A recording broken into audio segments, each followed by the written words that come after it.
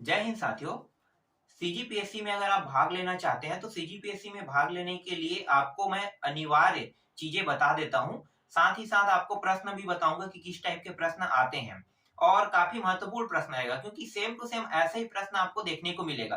फिलहाल ये प्रश्न नहीं आएगा जो मैं बताऊंगा, वो इससे रिलेटेड प्रश्न आएगा, लेकिन आपको एक आइडिया हो जाएगा कि ऐसे प्रश्नों को बनाया कैसे जाता है। ठीक है, पहले मैं उस पर चर्चा कर लेता हूँ। सीजीपीएससी पे सीजीपीएससी का नोटिफिकेशन जल्द ही आने वाला है। अभी तक तो आया नहीं है। मैं साइट को चेक कर रहा था, साइट में अभी तक सीजीपीएससी का नोटिफिकेशन जारी नहीं हुआ है, लेकिन हर साल नवंबर में नोटिफिकेशन जारी होता है और दिसंबर से ऑनलाइन आवेदन स्टार्ट हो जाता है, जो जनवरी तक रहता है। अब जैसे ही आपने ऑनलाइन आवेदन किया, उसके बाद आपका पेपर का जो डेट है वो फरवरी का 11 से लेके 20 तारीख तक के डेट को डिसाइड किया जाता है। ठीक है, जिस भी दिन संडे पड़ेगा उसी दिन आपका पेपर रहेगा, लेकिन वो 11 से लेके किस डेट तक के रहेगा? 11 से लेके 20 तारीख के बीच तक के रहेगा। ठीक है, इस डेट के बीच में आपका पेपर होना अनिवार्य है, हर साल होता है और इसी डेट को वो तय किया है। ठीक है, अब मैं आपको बता देता हूँ कि क्या क्या शर्तें हैं सीजीपीएससी में शामिल होने के लिए। पहला शर्त यह है कि आपको 21 साल पार करना होगा।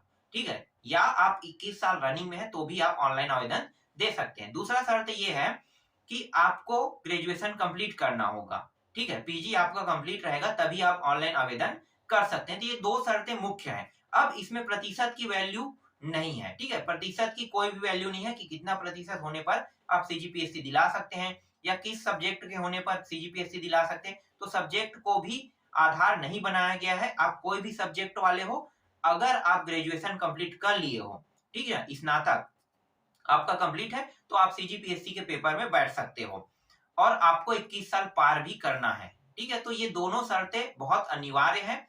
इन दोनों शर्तों को अगर आप पूर्ण करते हैं तो सीजीपीएससी के पेपर में आप बैठ सकते हो। चलो प्रश्नों पे बात कर लेते हैं। सी सेट में कैसे प्रश्न आते हैं? तो सी सेट में अगर आपसे सी सेट नहीं बनता है, क्योंकि गणितीय प्रश्न है और बहुत कम बच्चे गणित में होशियार रहते हैं। ठीक है, गणित से 4-5 प्रश्न बना के 10-12 प्रश्न बना के आगे बढ़ना चाहते हो तो ऐसा नहीं होता है। गणित से अगर आप 15 प्रश्न बना लेते हो तो आगे बढ़ जाओगे। ठीक है, कम से कम 15 से 20 प्रश्न आपका गणित में सही होना चाहिए सीजीपीएससी के सी सेट निकाले। क्योंकि पिछले साल के रिकॉर्ड को देखा गया है, पिछले साल के रिकॉर्ड में क्या हुआ था कि सीजीपीएससी में बहुत सारे बच्चे बैठे थे, लेकिन सीजीपीएससी में सी सेट इतना टफ था, इतना टफ था कि बाकी लोगों को तो समझ में नहीं आ रहा था कि उसका उत्तर क्या लिखें। ठीक है, लेकिन सीजीपीएससी के जो सी सेट है उसमें हिंदी और छत्तीसगढ़ी भाषा, क्योंकि ये दोनों टॉपिक आता है, एक तो आता है आपका हिंदी आता है और एक आता है छत्तीसगढ़ी भाषा। यही दोनों बस ना सरल था। ठीक है, गणित भी टफ था। ठीक है, गणित भी टफ है, रीजनिंग भी टफ है, क्योंकि एप्टीट्यूड का पेपर है सी सेट। ठीक है, तो सी सेट के नाम से जानते हैं, लेकिन सेकेंड पेपर बोलते हैं उसे, सेकेंड पेपर, और इसी को हम सी सेट भी कह देते हैं। ठीक है, सी सेट भी नाम से जानते हैं, एप्टीट्यूड भी कहते हैं, कई नामों से जानते हैं। ये सी सेट जो है ये सेकेंड पेपर को कहते हैं। इसमें आता है हिंदी आता है, छत्तीसगढ़ी भाषा आता है, गणित आता है, रीजनिंग आता है। रीजनिंग और गणित इतना टफ था कि बच्चों से बन नहीं पाया। जिन बच्चों ने ये सोचा था कि हम गणित और रीजनिंग के भरोसे ना सी सेट जो सेकेंड पेपर उसको निकाल लेंगे सोचे थे ना, तो वो बच्चे ना नहीं निकाल पाए। ठीक है, इसलिए मेंस में आगे मतलब मेंस के लिए क्वालिफाई नहीं हो पाए। लेकिन जो बच्चे हिंदी और छत्तीसगढ़ी को स्ट्रांग रखे ना, वो बच्चे बहुत आसानी से सी सेट को निकाल लिए, मतलब सेकेंड पेपर को निकाल लिए। अब मैं आपको हिंदी और छत्तीसगढ़ी से आने वाले प्रश्न कैसे होते हैं मैं आपको बताने वाला हूं। तो चलो इस पे चर्चा कर लेते हैं। ठीक है, सभी प्रश्न आपको साइड में डिस्प्ले होगा।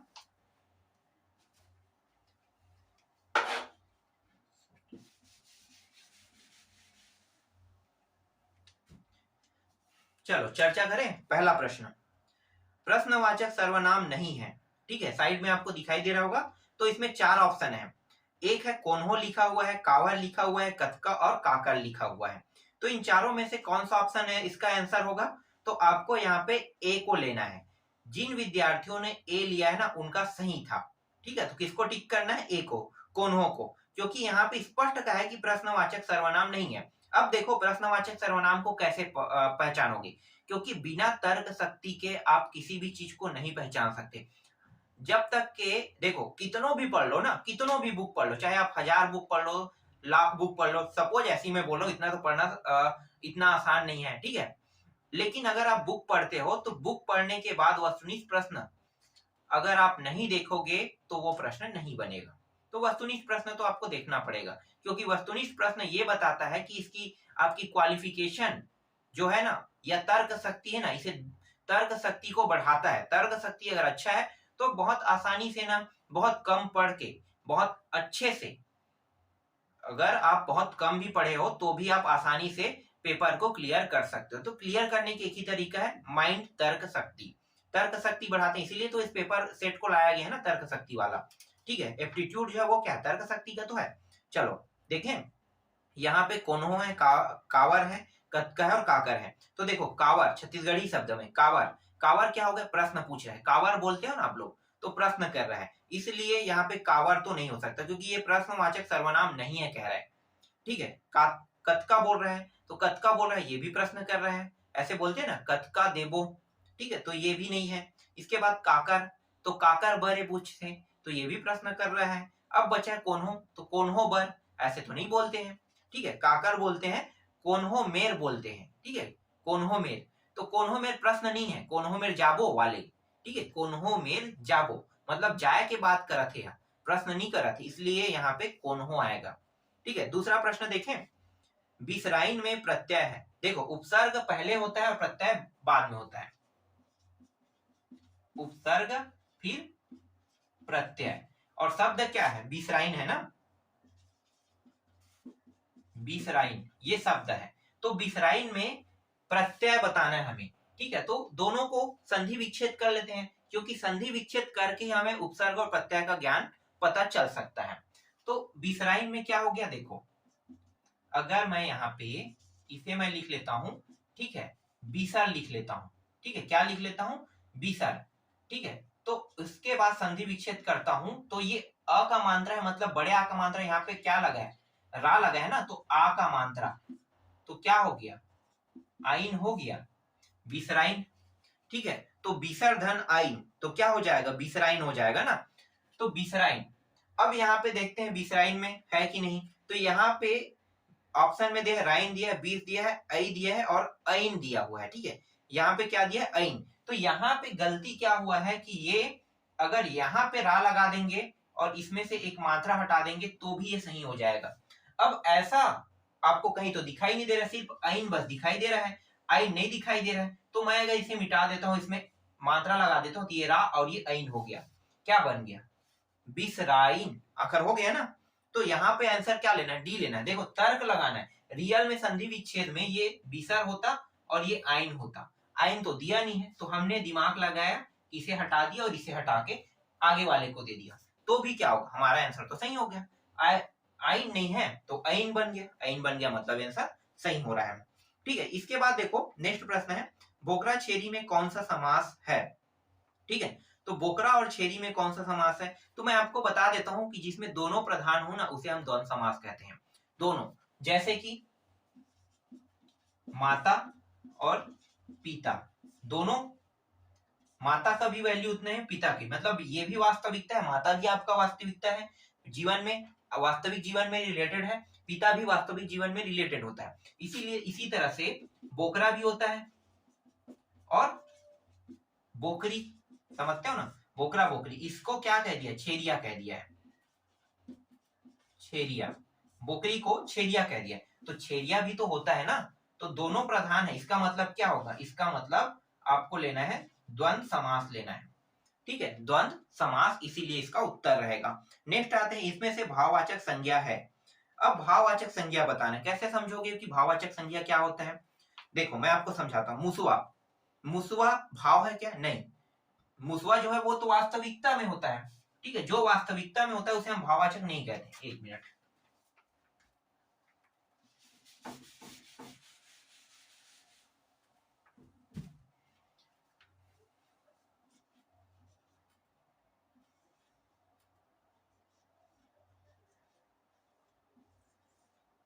ठीक है, ऐसे ये मगर जैसे बन गया, लेकिन आप समझो कि मुसवा है ना, तो मुसवा तो होता है, ठीक है, लड़का भी होता है, एक इंसान की बात कर रहा है, तो इंसान भी होता है तो ये भी नहीं हो सकता, मुसवा नहीं हो सकता, लइका भी नहीं हो सकता। ठीक है, अब बचा क्या है, मया। मया रियल में होता नहीं है, ये तो एक फीलिंग है। ठीक है, फीलिंग है, तो वही तो पूछ रहा है ना, फीलिंग मतलब भाव। तो भाव पूछ रहा है, इसलिए आपको आंसर क्या लेना है, मया को आंसर लेना है। अब एक और बचा है कोरी। कोरी किसे कहते हैं, जो 20 हो। ठीक है, 20 जो होता है नग को, उसे हम एक कोरी कहते हैं, तो 20 से बनता है कोरी। तो यहाँ पे एक नहीं लिखा, लेकिन कोरी स्टार्ट होता है 20 से, इसका मतलब ये भी वास्तविकता में होता है, तो ये भी आंसर नहीं रहेगा। बचा क्या, मया।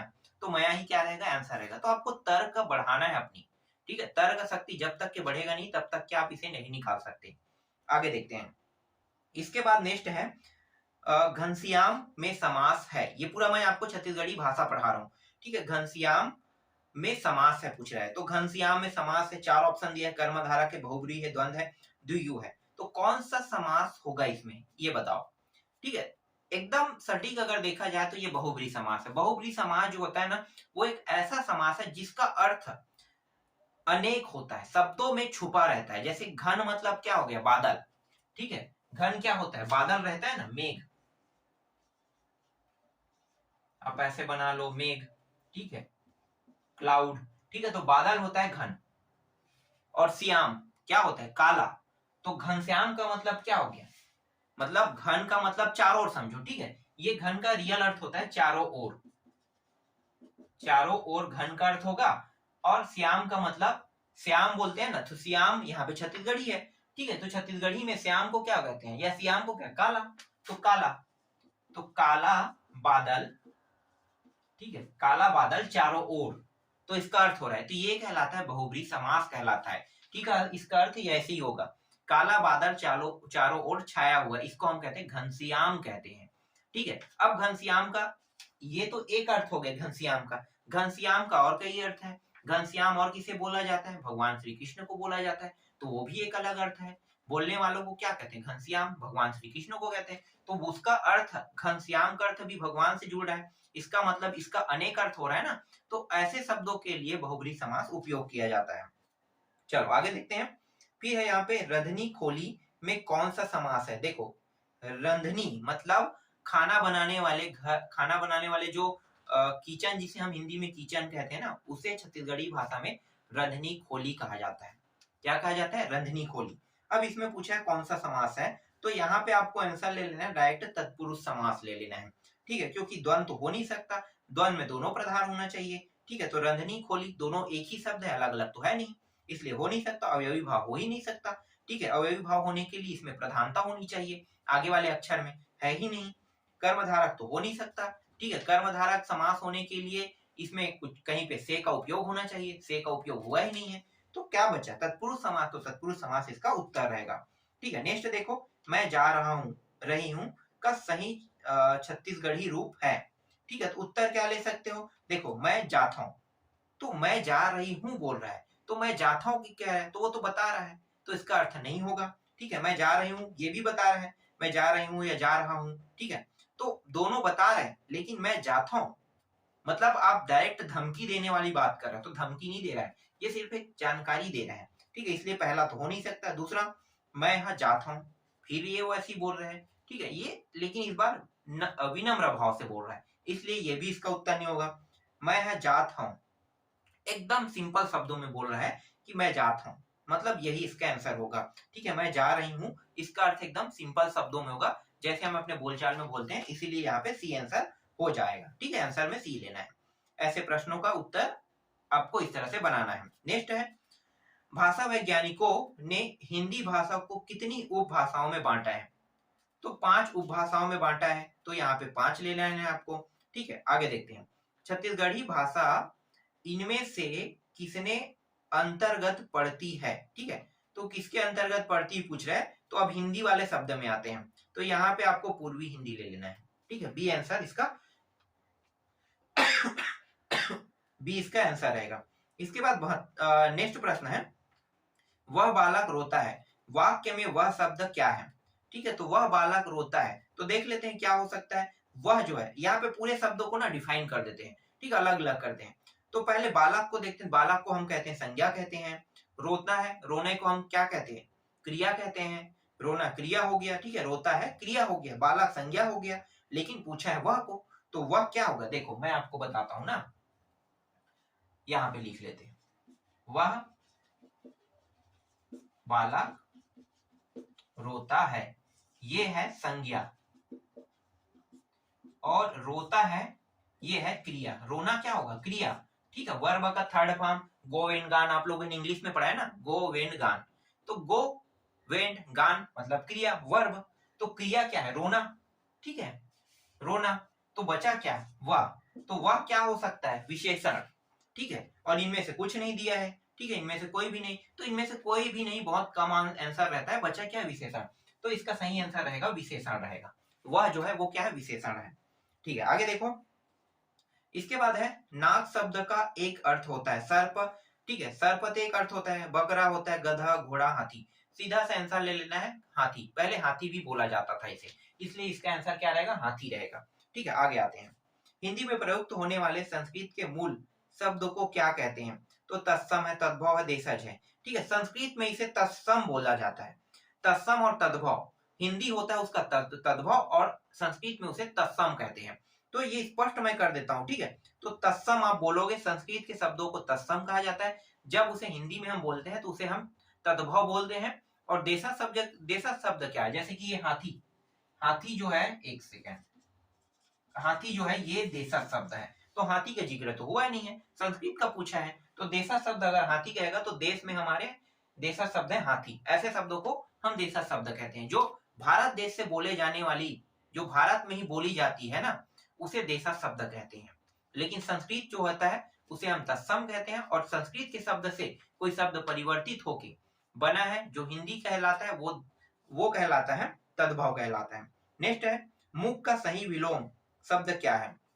देखो मुख का काम है बोलना, तो सीधी सी बात है वाचाल लेना है। बधिर का मतलब बोलना नहीं है, ठीक है। जो व्यक्ति बोल नहीं सकता उसे बधिर कहते हैं। वाचाल मतलब बोलने वाला।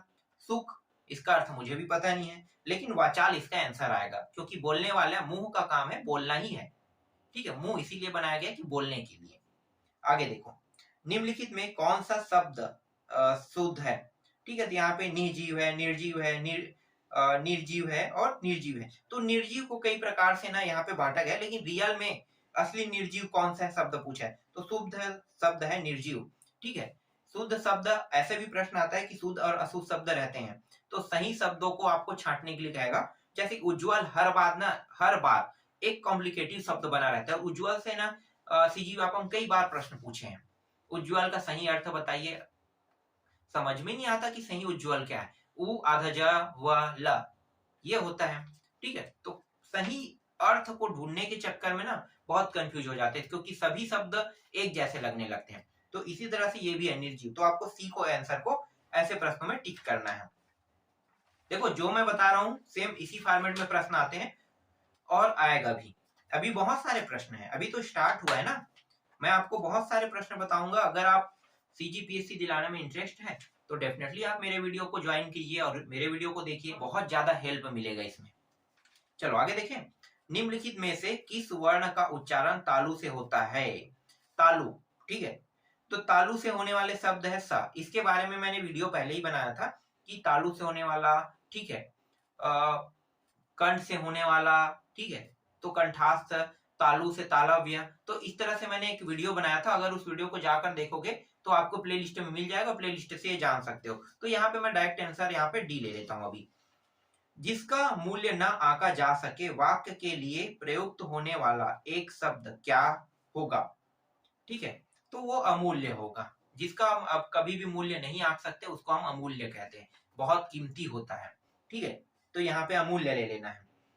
से विभक्ति का प्रयोग किन दो कारकों में होता है? तो कर्ता ने कर्म को, ठीक है, करण और अपादान से, तो ऐसा बोलते हैं ना, करण से अपादान से, तो करण से अपादान से इसका आंसर होगा, ठीक है। नेक्स्ट देखते हैं, फिर अनासक्त शब्द का सही संधि विच्छेद क्या है? तो उत्तर क्या लेना है? संधि विच्छेद करना है अनासक्त को, अनासक्त, ठीक है। तो अनासक्तों को संधि विच्छेद करना है, तो ये आधा न में बांट लेते हैं पहले, क्योंकि यहाँ पे क्या है, आ लगा है ना। तो उसके बाद आसक्त, तो अंधन आसक्त देखते हैं है कि नहीं। तो देखो अंधन आसक्त है, ठीक है, अनधन आसक्त है, मतलब क्या है, सी इसका आंसर रहेगा। तो इस तरह से ढूंढा जाता है प्रश्नों को। अभी बहुत सारे प्रश्न अभी तो स्टार्ट हुआ है, तो आपको ना अभी और इसी तरह से मजेदार क्वेश्चन आपको मिलते जाएगा, जिससे सबसे आसान बनाने में आपकी ये मदद करेगा।